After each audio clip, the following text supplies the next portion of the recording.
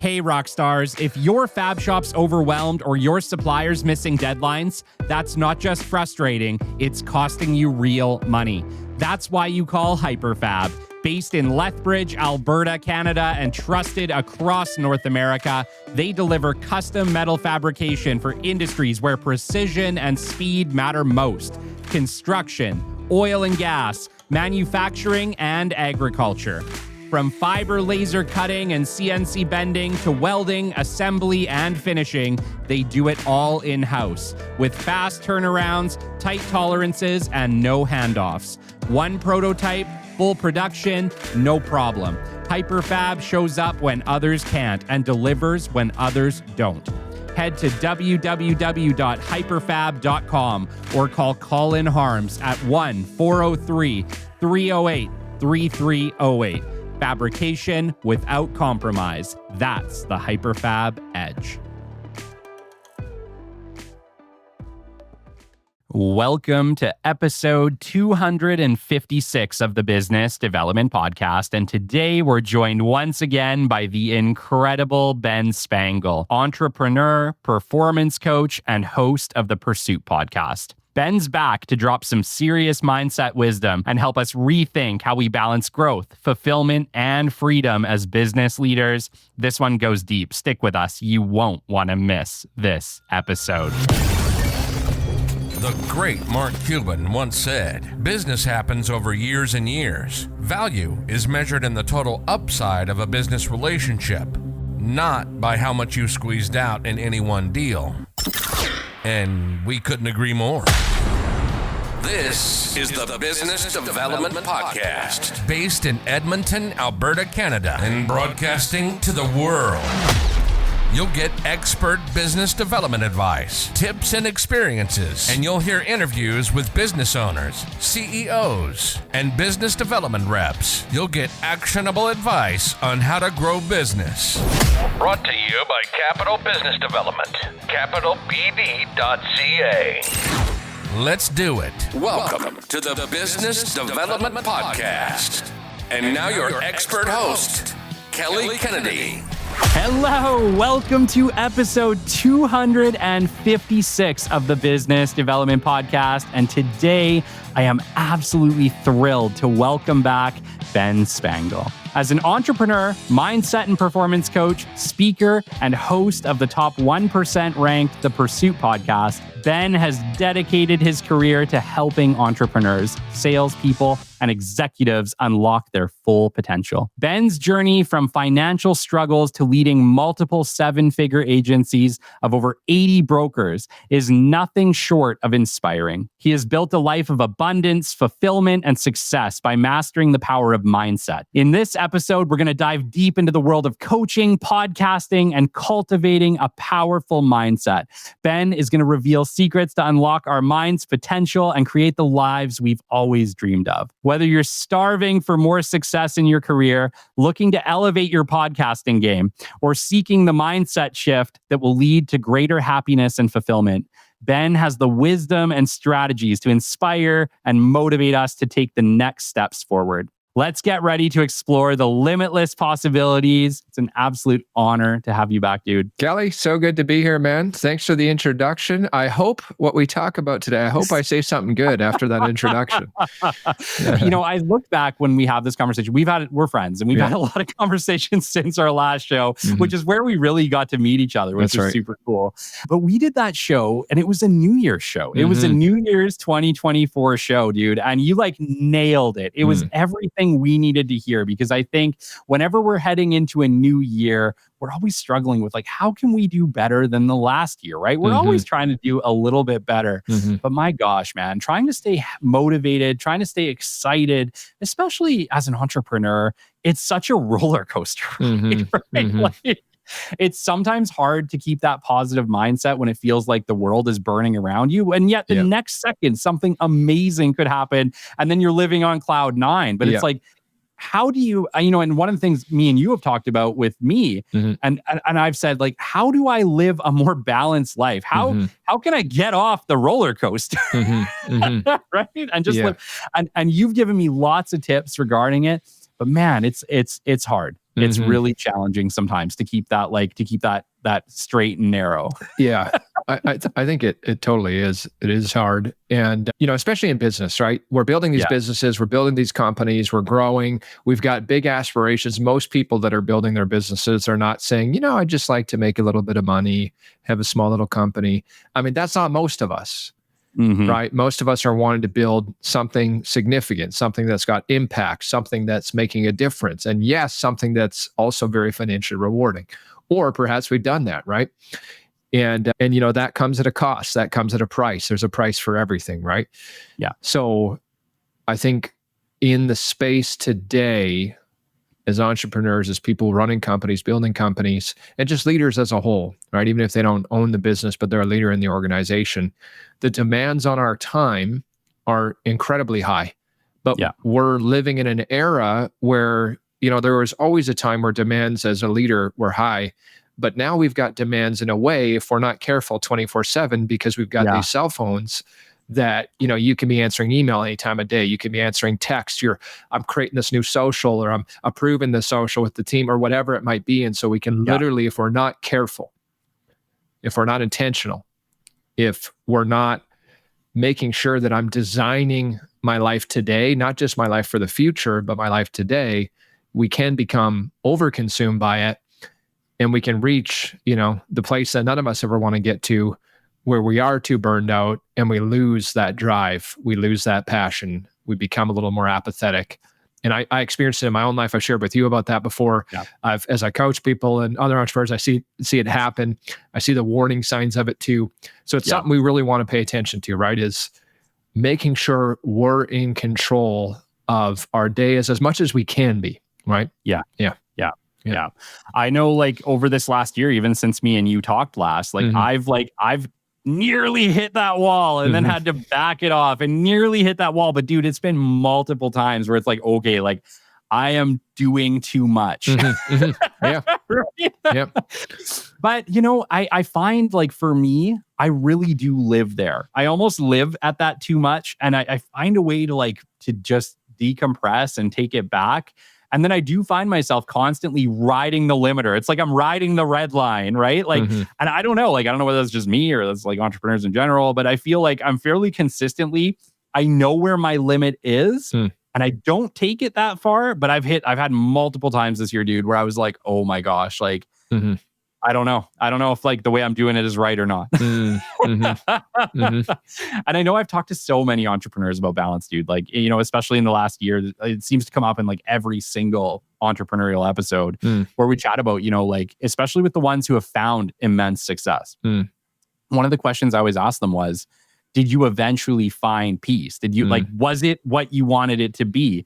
And the answer a lot of the time I get is yes. They are living peacefully now. Now that they've achieved what they wanted to achieve, it's at a certain level, then maybe they get to back off a bit. Maybe they get to just enjoy the life that they've built around them. But almost all of them have paid a pretty hefty price to get there. Yeah. Oh, no, I know for sure. Yeah. Yeah. And I think it's there's different ways to success. One of the things, I'm in the online space for a lot of the coaching I do, right? And as I watch that and witness it, one of the things about online marketers is, and it makes sense why they would sell this, but this is the way. This is the path. So as you're buying a lot of these programs, all this stuff, the way it's presented is that this is the way. When the truth is, there is no absolute truth of this is the way. Right? There's so many different ways, but one of the predominant paths, one of the cultural beliefs in the business world is that I'm going to have to give up a lot for a long time to get where I want to go. Now, a lot of people experience that's what they do. They gave up a lot, they pay a massive price, and then eventually they reach, perhaps the financial freedom, perhaps the wealth, perhaps they can scale back their time in the business. And for some, they would say is worth it. And for others, they'd say, I lost my family. Yeah, and I've seen both. I've had both of them come on and say it was horrible. Right. It wasn't worth it. Right. And I've had others say, I live an incredible life now. Totally. Right. And it is. So, but that's an interesting thing too, right? It's a really interesting thing. So that some could go through that and say, man, it wasn't worth it. Yeah. Right. It cost me too much. Others could go through and say it was absolutely worth it. One of my paradigm shifts that I've created in my world and I like to help people with is that how do we start living the life we want to live today? Now, Yeah. that may not mean that all of a sudden I could go take, the next 2 months off and expect my business to grow. You may not be at that stage yet, or it may not mean that I'm going to go buy that, home that I want right today. But there's other things inside of the life that we're wanting to live that if we neglect them too long, we begin to become maybe even unconsciously or unknowingly resentful of how we're living. And I witness this in a lot of performers. Yeah, man.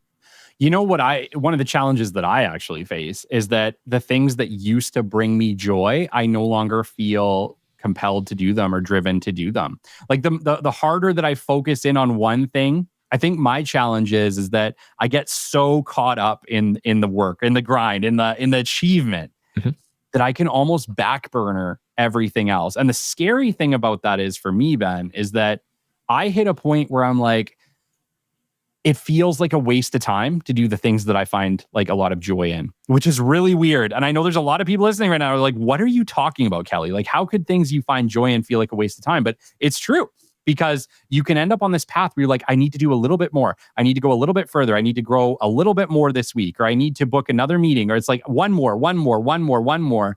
And then you get to a point where it's like, you don't have time but to chase that one more. Like everything starts to get devoted to the next thing. Mm-hmm.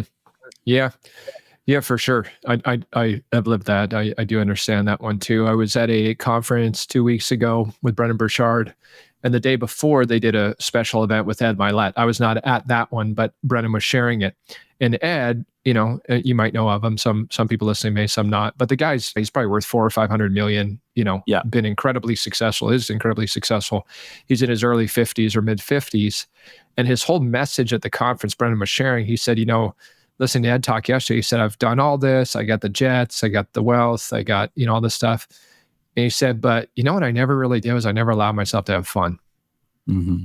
And so here he is in his mid 50s now, just starting to recognize that if I could go back and do it again, I would have had more fun. I would have found those joys. So you're not asking, but if I was talking to you about this, I would say, we need to examine that thought process, because that's what it is. It's a belief. So it says, well, I'm taking that time. I'm not going to go, which is a common entrepreneurial block, right? I'm not going to go take time away from the business to go do something I really do love doing, because I could put that time into the business. If I was going to go golfing, let's say, I'm going to go do X, go to play basketball with the guys, whatever. Rather than do that, I'll make some more calls. I'll do some more of this. I could do an extra meeting, XXX, and that way I'm growing the business. But here's the question. Growing the business then, to do that, that's fine. But for what purpose? What is the purpose that I'm doing all this work to grow the business? Yeah. It's so funny because, I think about this question a lot.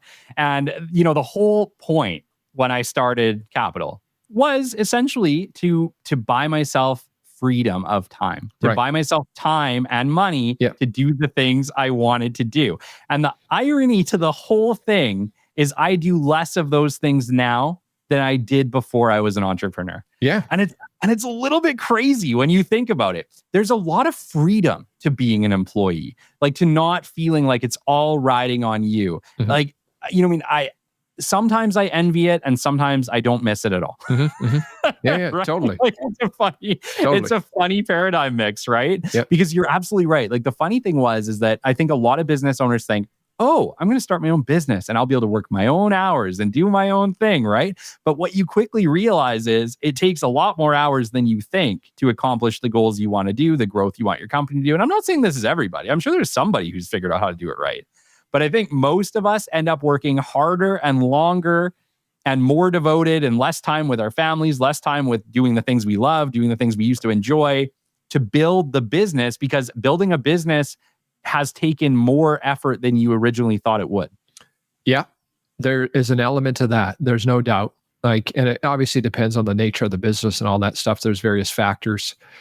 There's also, I think, a paradigm shift that's helpful, that the illusion is that if I do take time for the things that I enjoy, that my business will be neglected. So this is the thought process. Now, we could make an argument for it, and we could make a case. Well, yeah, if I'm not making that extra appointment, then X, right?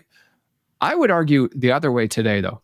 And I would argue is that the longer we neglect, those things that do bring us joy. And there's elements of your business that hopefully bring joy too, right? Yep. But the longer we neglect that stuff, the less effective we become, because it's not just, you're not a machine. And if you were a machine, that'd be fine, where I could just input, do this task, do more of this task, do more of the task. But we're not machines. And, by nature, would be more emotional creatures that happen to have stumbled into an intellect, right? If you look at the animal kingdom, it's very reactionary. It's very, boom, react to an emotion, right? Yeah. And humans are a form of animal. We're a highly evolved one, but we develop the intellect so we can think. But logically, we say, well, I'm not going to take that time because that takes away from the business. But emotionally, we begin to become depleted. And if we deplete it too long, then, well, not even too long, but our productivity based on the hours we're putting in begins to diminish.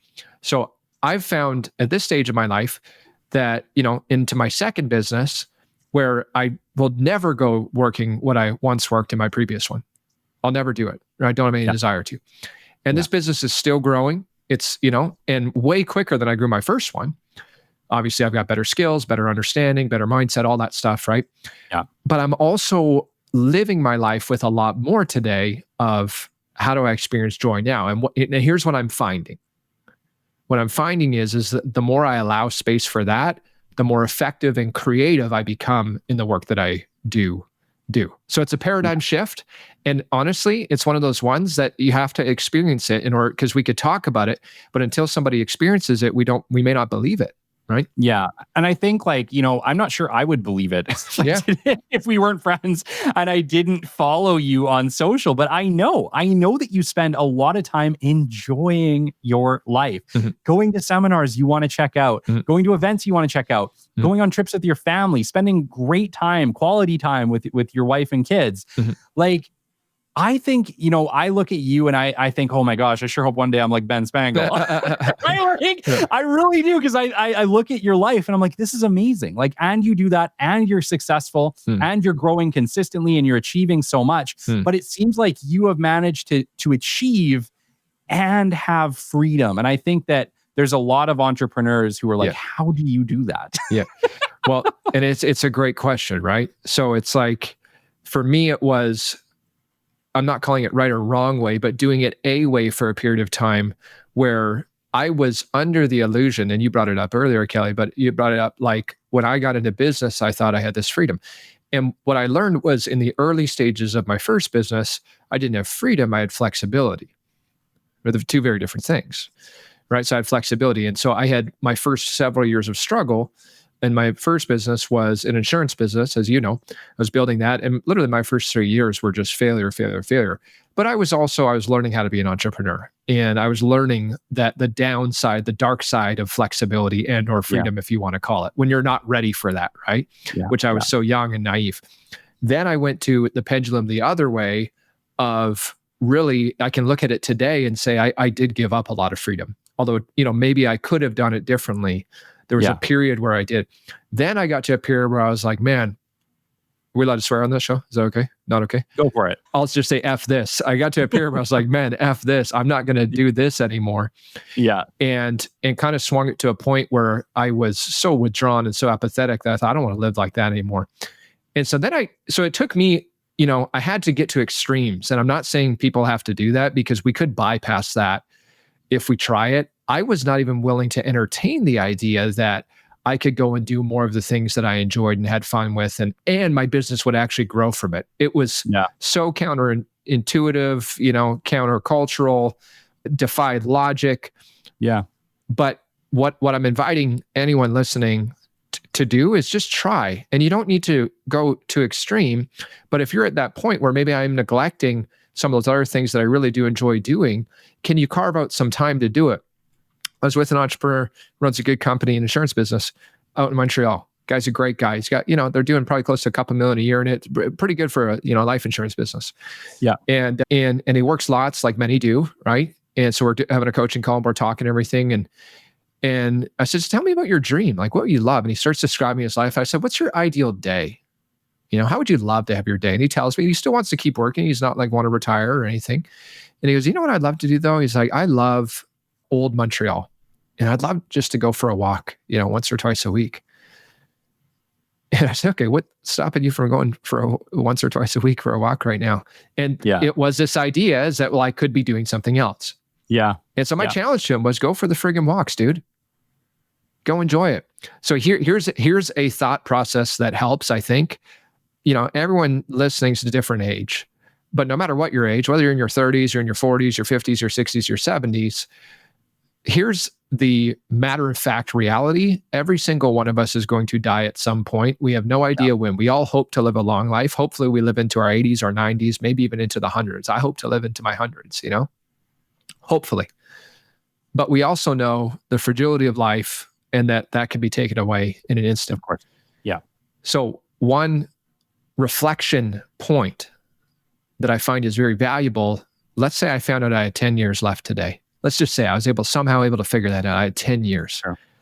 How would I want to be living my life? What would I want to be doing with my time? How would I be running my business? Because it's not like I just walk away from my business. It's part of my mission. It's part of my purpose. I feel called to it. Yeah. Right.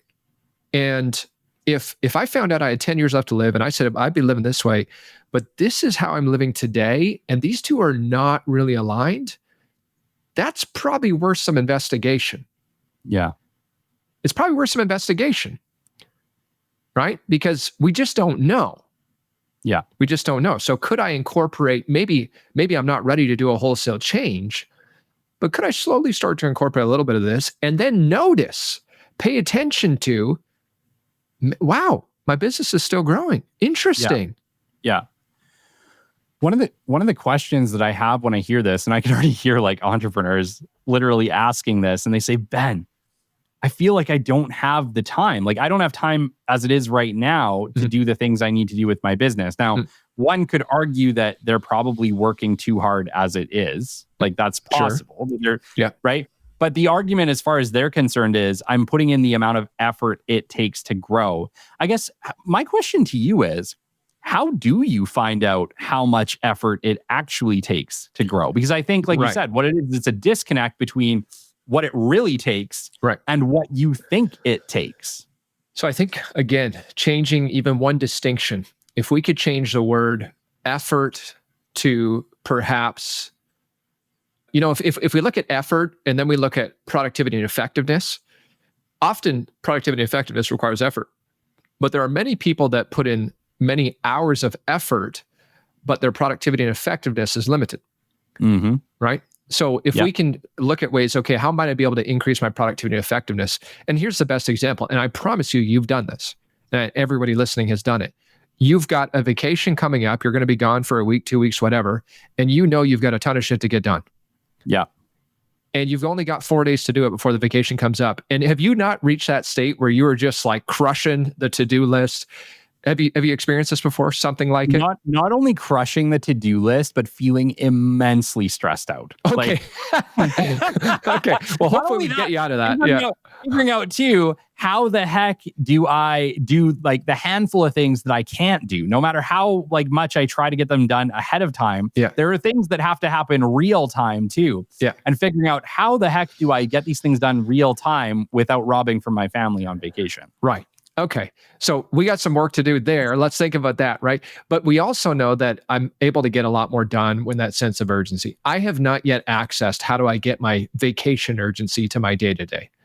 I've not quite figured that out yet, but I have definitely got to a point where I've become significantly more productive and effective.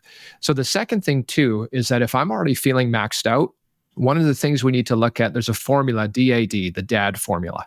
Okay. Have I talked to you about this before? I think briefly in the last show. Okay, we did. Okay, cool. So the first thing is delete. What can I delete? Because sometimes we don't stop. We're just so busy being busy. We're building the business. We're doing the stuff. We're making the calls. And especially if we're running, it's us, right? For the most part, right? I'm doing the prospect. I'm doing the sales call. I'm doing the back end side. I'm doing all this stuff. Sometimes we need to stop and take a look at what can I actually delete?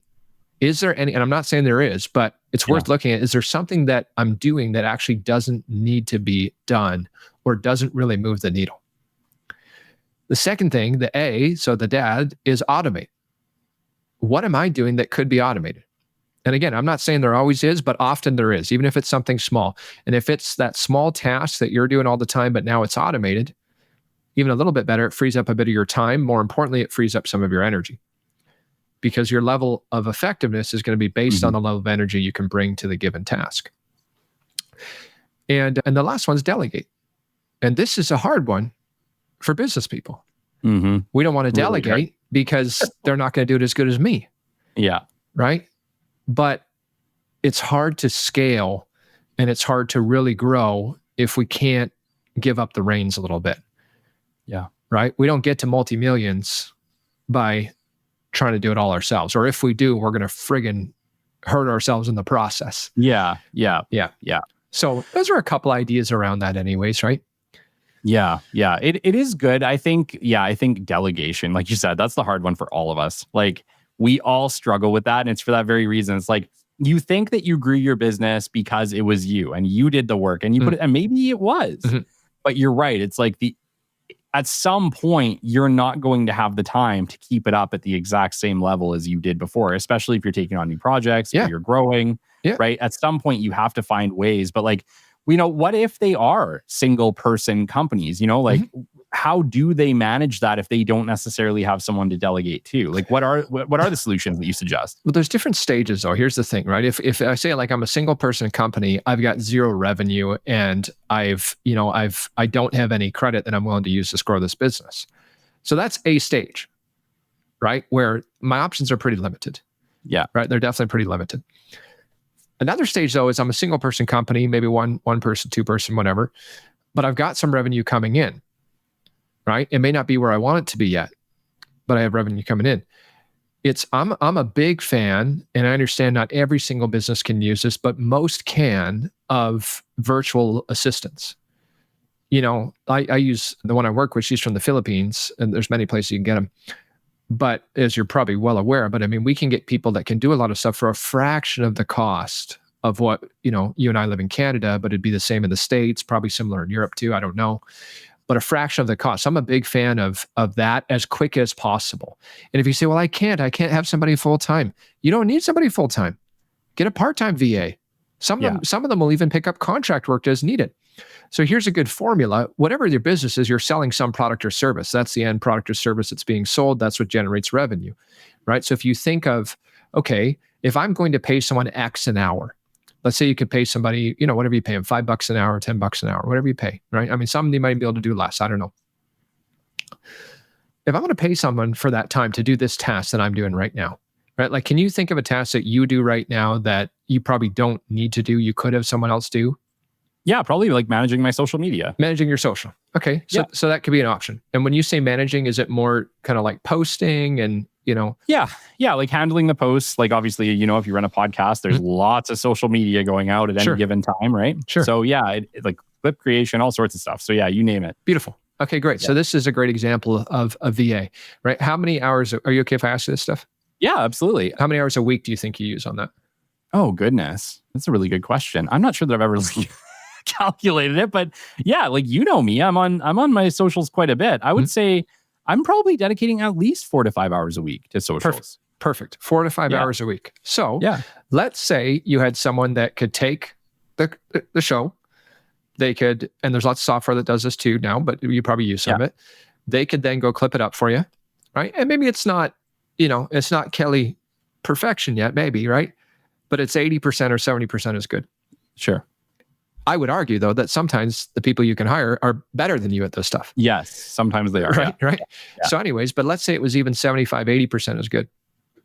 And let's say it's 5 hours a week. And if we did rough math, let's say you even paid them $10 an hour, which, some VAs are like 3 to 5, man.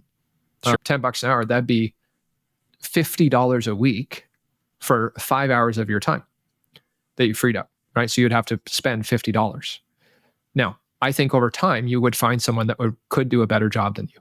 But even if they did an identical job or even not quite as good, but they freed you up with 5 hours each week, 4 or 5 hours, what would then become possible for you with the extra 4 or 5 hours? Well, you could immediately say, I could make more calls. Yeah. So, I mean, just from a pure business perspective, if we forget the joy part, the conversation we just had, which I don't want to forget, but just purely from a business, if I freed up those 5 hours, and let's say you made prospecting calls, just 2 of those 5 hours, how much potential revenue could be generated in that time versus the time you're spending on the social? Yeah, like you're making the argument that there's better use cases for your time. Well, guaranteed. I guarantee you. And not only is there better use cases, in order for us to create the real freedom we want, we have to do this, because it's not just from the business perspective in terms of grow the business, grow the revenue, make the money. Yes. Yeah. But you said, and I think almost every entrepreneur that starts their business would say the same thing. I got into my business because I wanted to create freedom. Yeah. And then we get into business and we fall into these traps that the very business we start for freedom has become, in some ways, our own prison. Yeah. Well, it's funny because you started this conversation when we talked about entrepreneurship, and we talked about how life is very different now for an entrepreneur, specifically that we have to be available. Like it feels like available all the time. Right. Like when it feels like we do. Yeah. When the cell phone came out, it was like, and let's not even talk about socials, but like when the cell phone came out, now we were able to be reached off hours, off work hours, right? Yep. And then if you get into the socials aspect of it now, the world that like me and you live in, because we're both coaches, we both host podcasts, we both have to put stuff out there, right? Now the socials might as well be another job on top of the job you already have. And then let's add on podcasting, which me and you both do. Right. Add podcasting onto that and another job. Right. So an entrepreneur now is no longer just an entrepreneur doing the business that they set out to do. They have to be a forward face, a public face. Maybe they have a show. Maybe they're a thought leader. Oh, and on top of that, maybe they're trying to build their own personal brand on social, because now that's part of the requirements of being an entrepreneur at a certain level. So it went from one responsibility, one job to 3 jobs. And we're all running that rat race. Yeah. Yeah. It's crazy. Yeah. One of the concepts I love is just the phrase by design.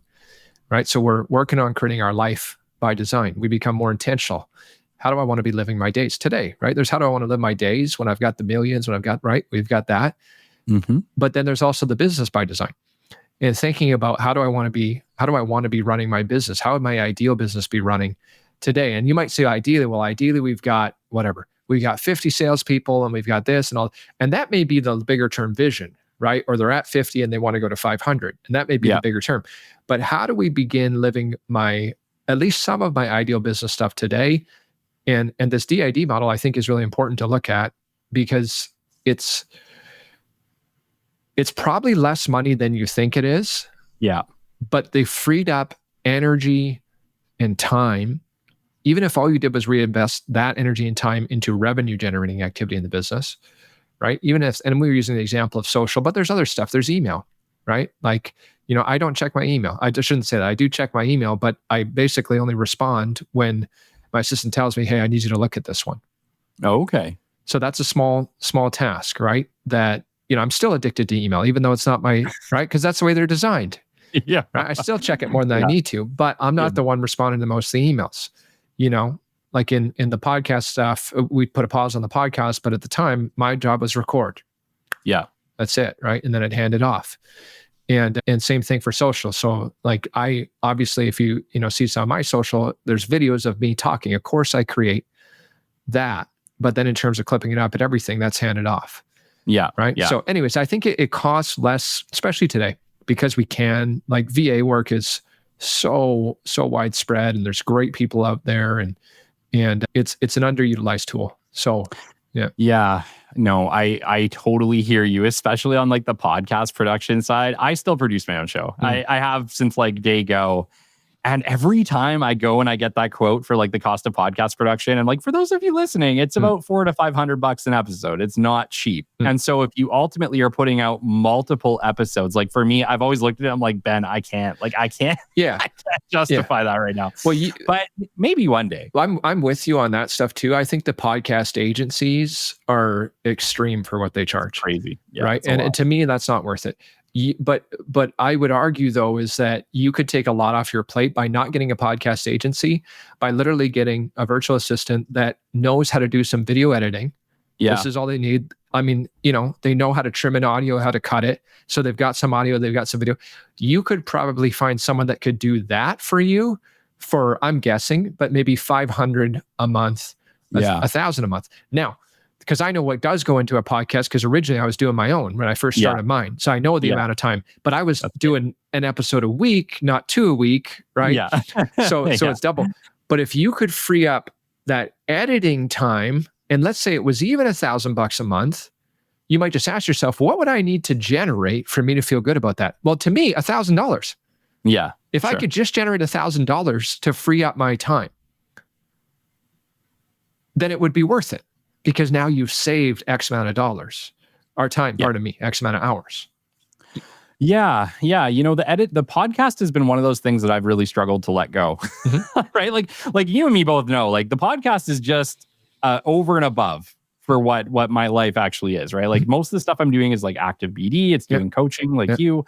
And the podcast is like my passion. I love the podcast. And you're awesome at it.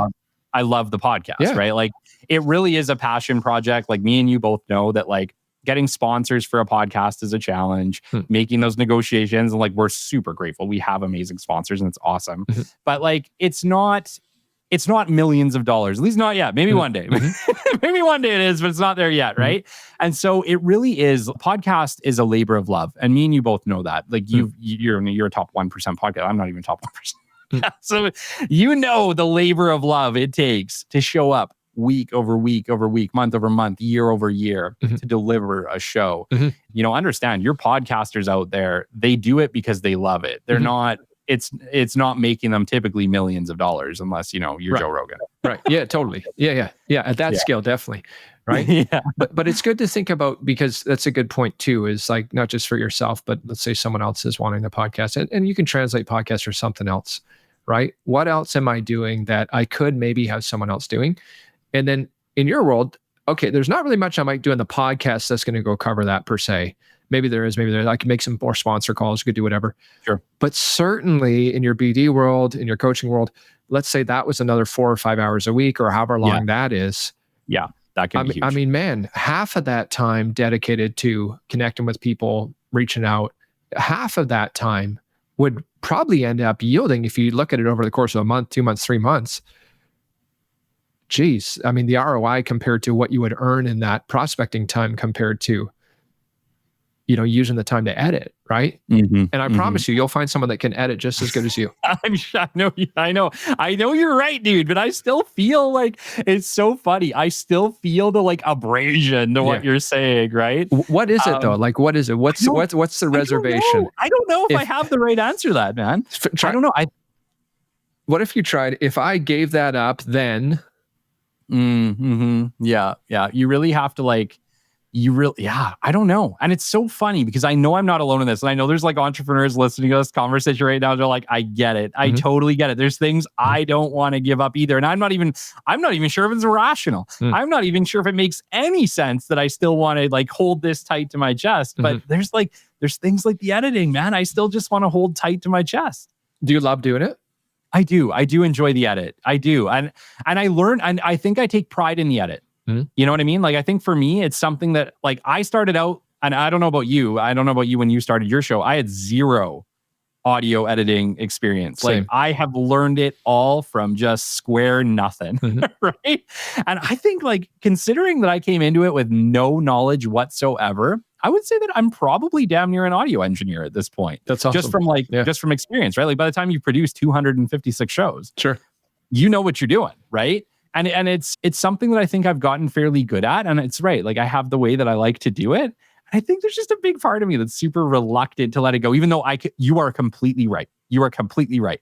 For like a use case for Kelly Kennedy's time, probably a shitty use case for my time. Well, what would you do with an extra 5 hours in a week right now?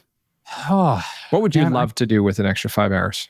Oh my gosh. Yeah. I don't know. Like almost anything, probably. Like, you know, at the end of the day, okay, hold on. Maybe not. Maybe that's a shitty answer. I'm gonna go back on this. And I'm gonna say, I think one of my challenges right now is I would probably find more work to do. And I know that sounds really crappy. Okay. But for whatever reason, that does seem to be like where I'm at this point of my entrepreneurial journey, where if I free up time, even though deep down, I think I want the answer. I know Kelly Kennedy wants the answer to be, oh, I'm going to go enjoy it. I'm going to go ride my bike, or I'm going to go on a run, or I'm going to go hang out with my kids, or I'm going to go see a movie, whatever. Right. But like, I think right now, and I've ended up on this like fallacy, and I know I've had plenty of arguments with other entrepreneurs and conversations with them. And I'm like, they're like, do you feel like this? And they're like, yeah, because when you free up more time, for me, the default, and it's like, I don't know whether it's just like my default right now or my default always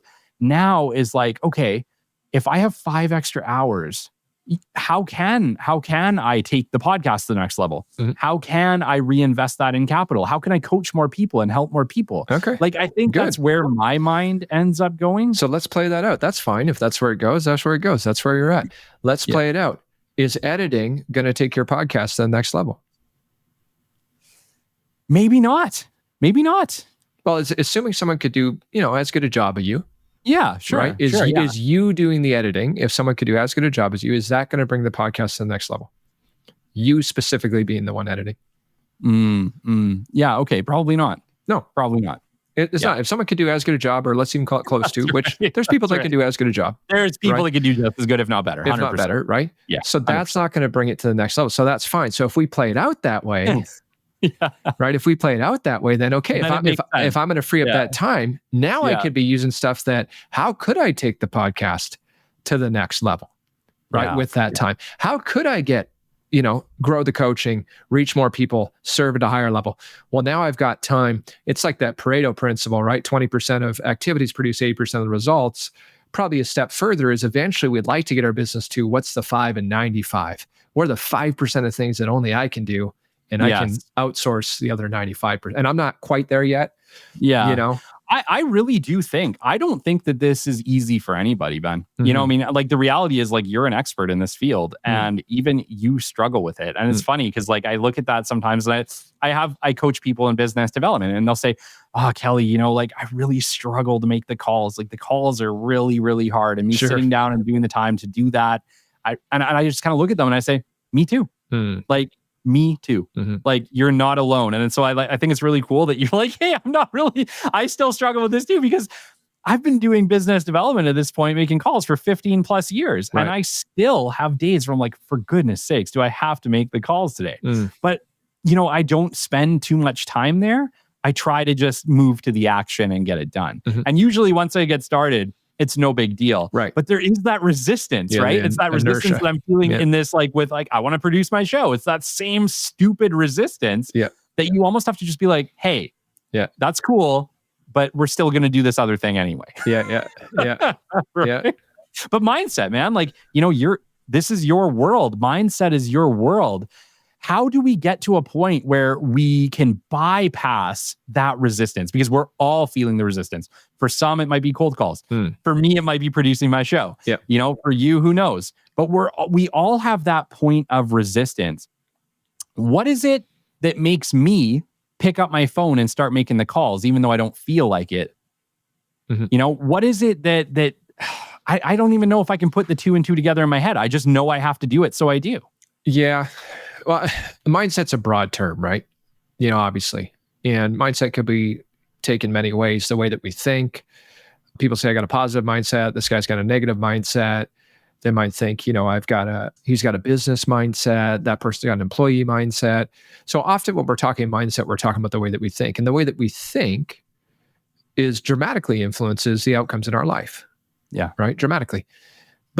But there's more to it than just the way that we think. So when we think of resistance, I'm resisting doing this thing that would probably be beneficial for me, right? Beneficial for the business, beneficial for me, beneficial for my health, whatever it might be, right?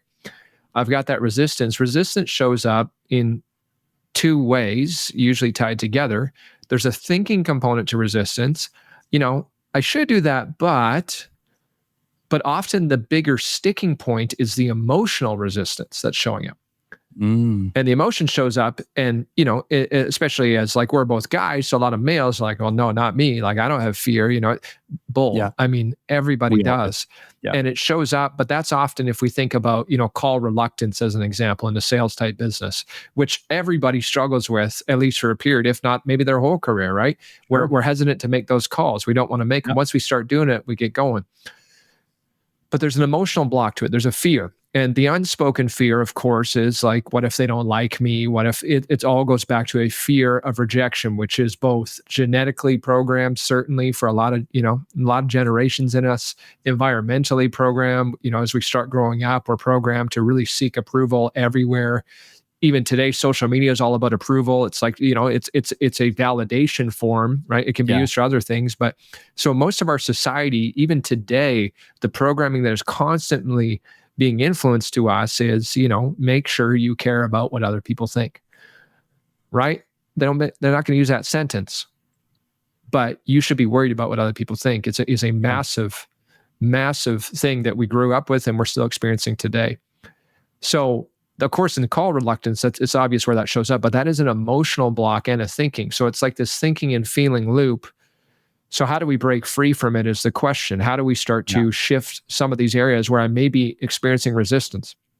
It might not be making the calls, right? Might be experiencing resistance in getting to the gym. Might be experiencing resistance in, we just talked about the podcast, like giving up that task in my business and handing it off to somebody else. Maybe I'm resisting that. There's reluctance there. So there's a thought process or a belief behind it. But then often, if not all the time, there's an emotional component to it, an inner block that way. So what I'm fascinated by is learning how to achieve more emotional mastery.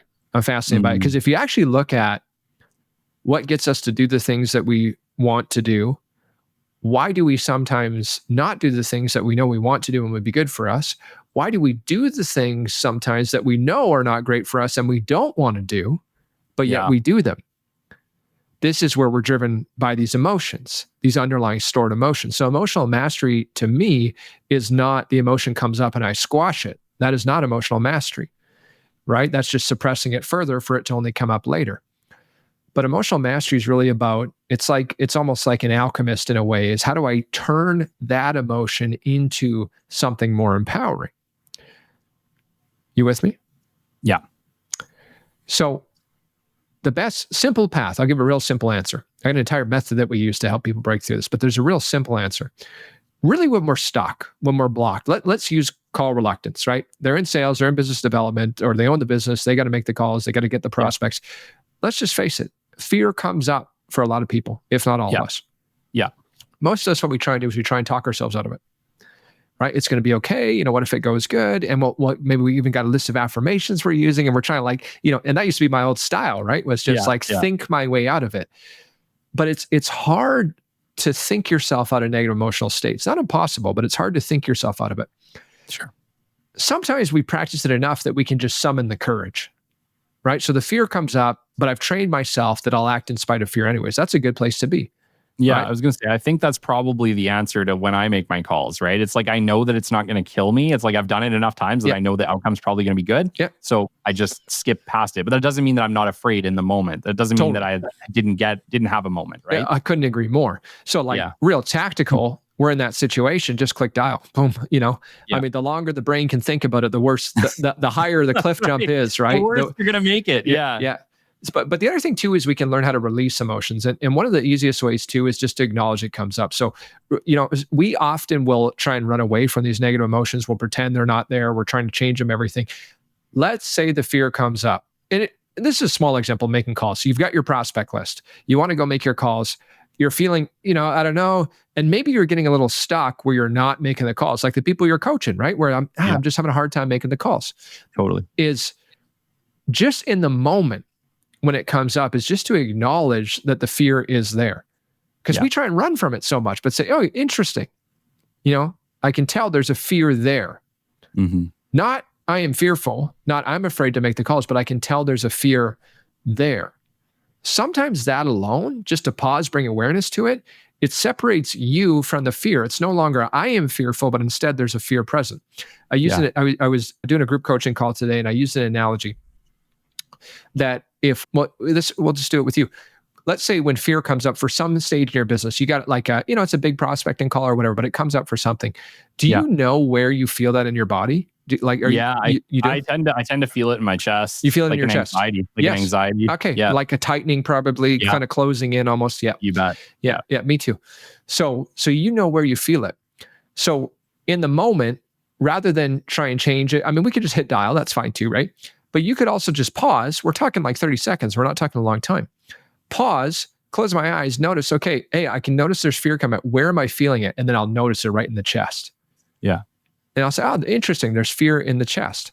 And the analogy I give is like, the fear in the chest is not you. You can notice the fear is there. In the act of noticing, I don't have to be the fear. It's just like if my arm got cut, right? The arm's cut right here on the forearm.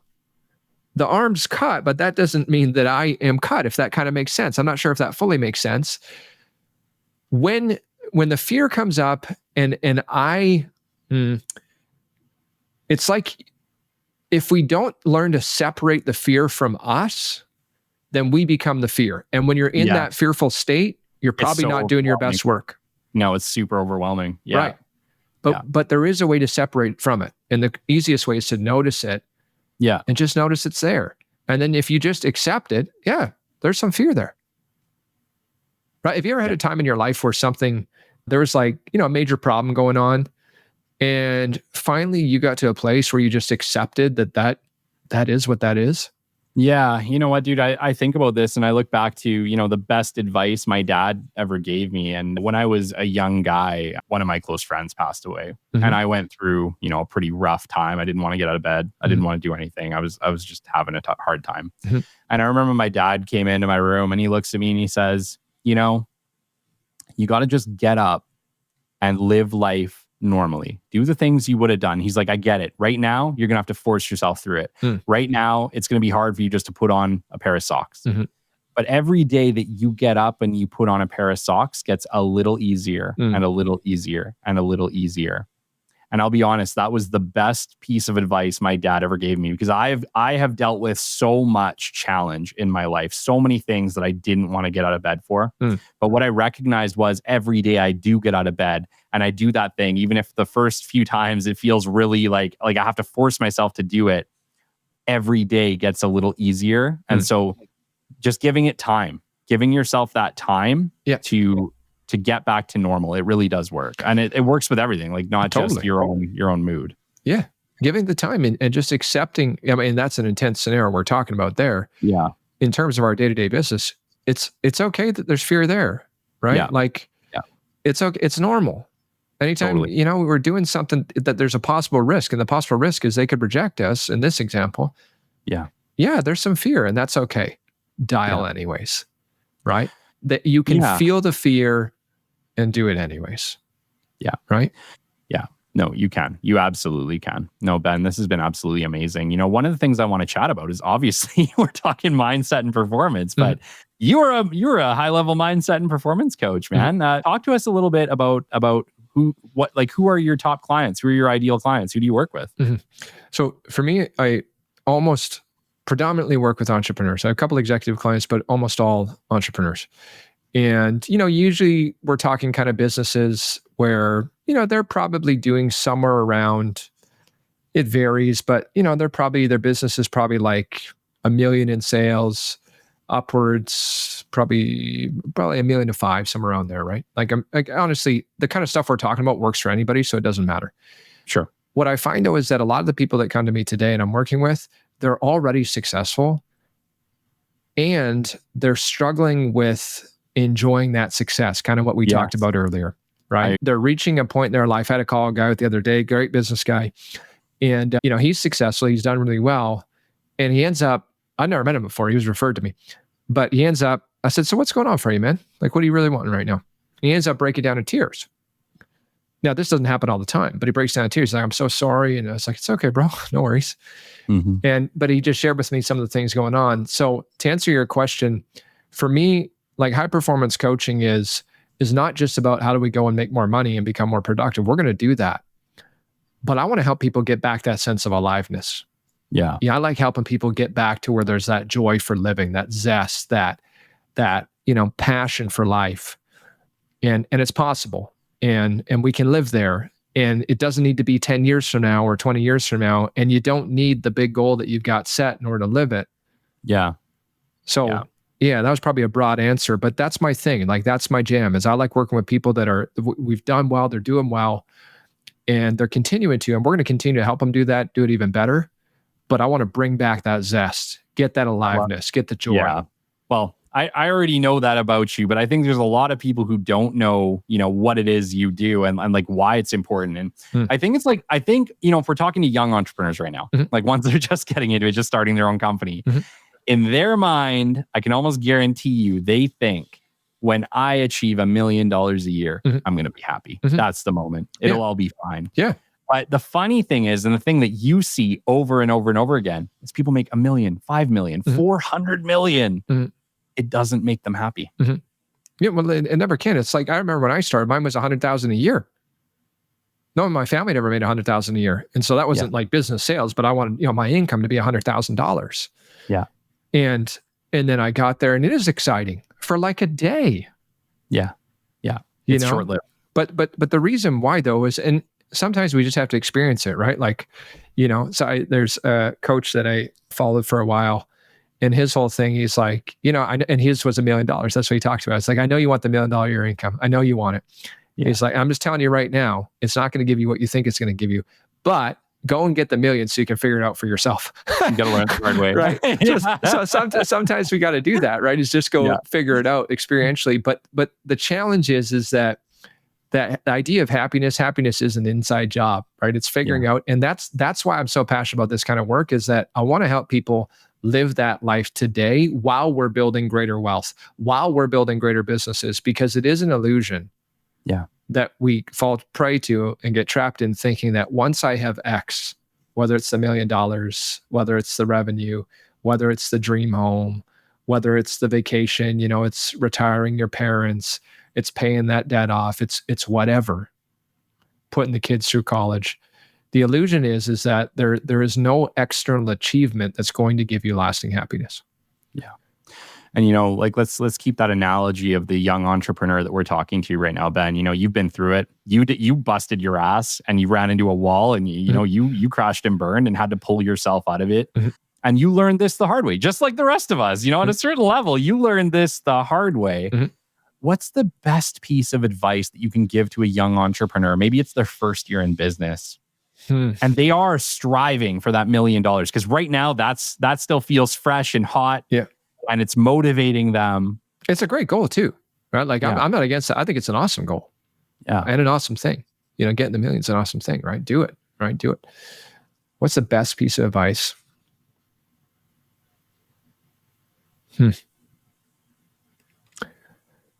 I think at that stage,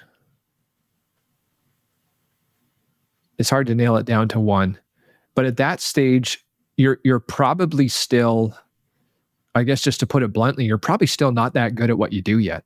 Yeah. At that stage. Yeah. So like someone entering business, they've been in business for a year, whatever it might be. And this may seem counter to everything we talked about up to this point, but it's not, is I would say become really freaking good at what you do. Just become a master of your craft, whatever that is, right? Because that's ultimately, like, you can write your ticket in a lot of ways. When we get great at what we do, as you know, right? When we get great at what we do, opportunities everywhere. Yeah. So you might be surprised. You might think, hey man, go take off this amount of time or go do this. No, honestly, at that stage, I get really freaking great at it. It's true. Yeah. I actually like that, because you're right. Once you are great at what you do, there's always work for you somewhere. Yeah. Right? Always. I love it. Yeah. I love it. Ben, obviously, you mentioned that your podcast is not live at the moment, but you have a top 1% podcast. I imagine it's not dead forever. I know you. Yeah. I think there's something new coming from Ben Spangl, but can we just introduce The Pursuit to the listeners? Because it's still very much available. Yeah, it's a great show. I think there's 111 episodes. It's a great show for sure. And it's not dead by any means. I'm just not actively releasing episodes in it. But The Pursuit is all about that. It's the pursuit of our best life, right? How do we go? Yeah. And I would consider it, like, to me, I like the idea of holistic success. How do we build a great business? How do we build a great body and health and vitality, have a great marriage, be great parents? So The Pursuit is, sometimes it's me teaching, but often it's guests in honestly a lot of different areas. right? So we might have, there's people there's lots of different health episodes. I love biohacking. That's one of my side passions. I don't talk too much about, but that's something I love. Like, how do we get the best out of our body? What are these little things we can do and different hacks? And so there's stuff like that. Obviously, there's a lot of mindset stuff in there. There was a period of my life where I was heavy into the manifestation space. Yeah. And so that show has, certainly elements of that too. And and then some business stuff, not as much business on that one, but yeah. Awesome. And that's still available, obviously, anywhere that people find podcasts. The Pursuit. Yeah. Ben Spangl. Yeah. You got it. Perfect.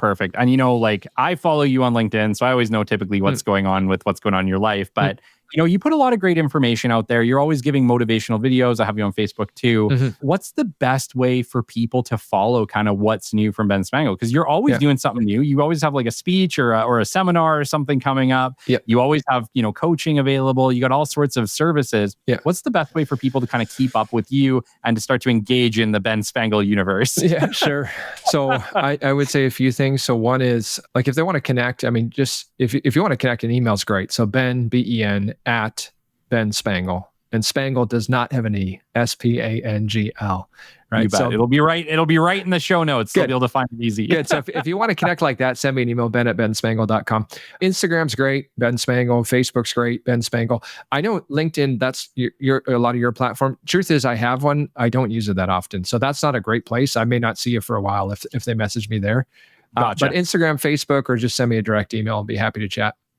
Perfect, dude. No, it's been an honor. I always appreciate these conversations. I appreciate you immensely as a person. Thanks, man. You've been to the listeners, I've done a coaching session with Ben. Ben was kind enough to do one for me, and honestly, dude, you're incredible. Thank you. I'm just gonna say it. You're incredible. Thanks. What you're talking about is real, and I appreciate both you as a person and as a friend. Thank you, brother. It's great to be back here. It's great spending time with you, and definitely an honor. I have to tell you, one of the things you're great at is you're great at making the guests feel special, right? And you do a good, and I know it's just your personality. It's who you are. It's not fake. It's very genuine. It's who you are. You, from a podcast perspective, I stepped away from mine, as you know, and this is for all the listeners, what Kelly's doing is amazing. And what he's done with the show is amazing. And he, at times, I think you downplayed a little bit. What you have done is freaking incredible, how fast you guys have grown. It's truly amazing. I know it's a passion project, but you'll be one of the guys that's got where that show is, man, the Kelly Kennedy show. I can't believe it. Maybe one day I could get to the Kelly K show. So I say this with whole sincerity. There probably is going to come a time that I do a new podcast in my life. I don't feel called to do that right now, but you are my inspiration for how I'm going to do it the next time around. So I love what you've done. Yeah. You're amazing. Yeah. You make me feel special. Oh, goodness. No, thank you. Thank you for all you do. And I look forward very much to our next conversation. Me too, brother. See you soon. Bye. Until next time, this has been episode 256 of the Business Development Podcast. We will catch you on the flip side. This has been the Business Development Podcast with Kelly Kennedy. Kelly has 15 years in sales and business development experience within the Alberta oil and gas industry and founded his own business development firm in 2020. His passion and his specialization is in customer relationship generation and business development. The show is brought to you by Capital Business Development, your business development specialists. For more, we invite you to the website at www.capitalbd.ca. See you next time on the Business Development Podcast.